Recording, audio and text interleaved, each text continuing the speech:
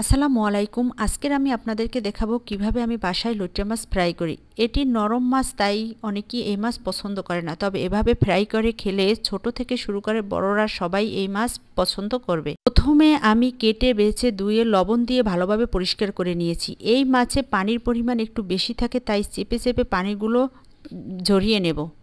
প্রথমে ধুয়ে আমি মাছগুলো একটি ঝুড়িতে করে আধা ঘন্টার মতো রেখে দিয়েছি। তারপরও দেখেন কি পরিমাণে পানি, তাই ভালোভাবে চেপে চেপে পানিগুলো ভালোভাবে ছাড়িয়ে নিতে হবে, না হয় এই লইট্টা মাছ ফ্রাই মুচমুচে হবে না।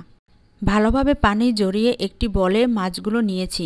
এখন সামান্য পরিমাণে হলুদের গুঁড়ো, মরিচের গুঁড়ো, জিরার গুঁড়ো আর হাফ চামচের মতো লেবুর রস লবণ দিয়ে ভালোভাবে মাখিয়ে নেব। লেবুর রস দেওয়ার কারণ হচ্ছে মাছের আষ্টে কোনো গন্ধ থাকবে না। কেউ ইচ্ছে করলে এখানে সামান্য পরিমাণ আদা রসুনের পেস্টও দিয়ে দিতে পারেন। মাছের সাথে মশলা ভালোভাবে মাখিয়ে নিতে হবে। মাখানোর পরে আধা ঘন্টার মতো রেখে দেব, তবে একটু বেশি সময় রাখলে ভালো হয়।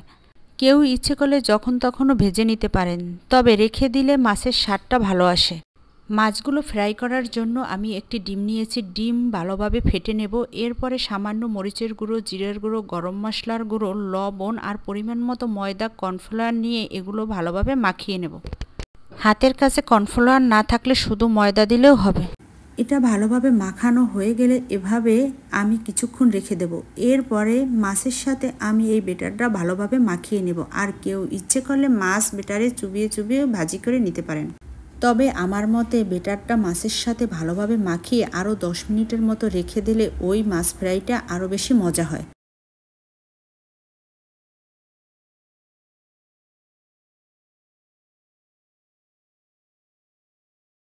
এখন ফ্রাই প্যানে পরিমাণ মতো তেল দিয়ে তেল ভালোভাবে গরম করে নিয়ে চুলার আঁচ মাঝারি আঁচে রেখে মাছগুলো ফ্রাই করে নেব। তবে এই ক্ষেত্রে খেয়াল রাখতে হবে একটির সাথে অন্যটি যেন লেগে না যায়। এক্ষেত্রে মাছগুলো যখন হালকা গরম হয়ে আসবে তখন চামচ বা অন্য কিছু দিয়ে আর মাছগুলো একটির সাথে অন্যটি যাতে লেগে না যায় তাই আগলা করে দিতে হবে।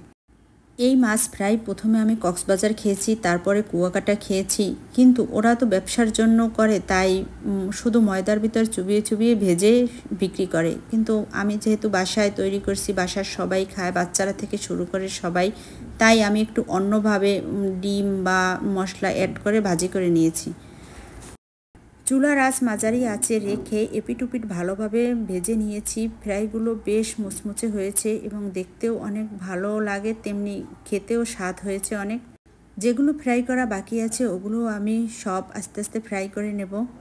লইট্টা মাছ আমরা অনেকেই পছন্দ করি না, কিন্তু এই মাছ অনেক পুষ্টিকর, বাচ্চাদের জন্য খুবই উপকারী একটি মাছ। যেহেতু ছোট ছোট কাটা বাচ্চারা খেতে চায় না, তাই এভাবে ফ্রাই করে বাসায় আপনারা বাচ্চাদের থেকে শুরু করে বড়দের সবার জন্য বিকেলের নাস্তায় তৈরি করতে পারেন। এরকম নতুন নতুন ভিডিও পেতে আমার পেজটি ফলো দিয়ে পাশে থাকবেন। আল্লাহ হাফেজ।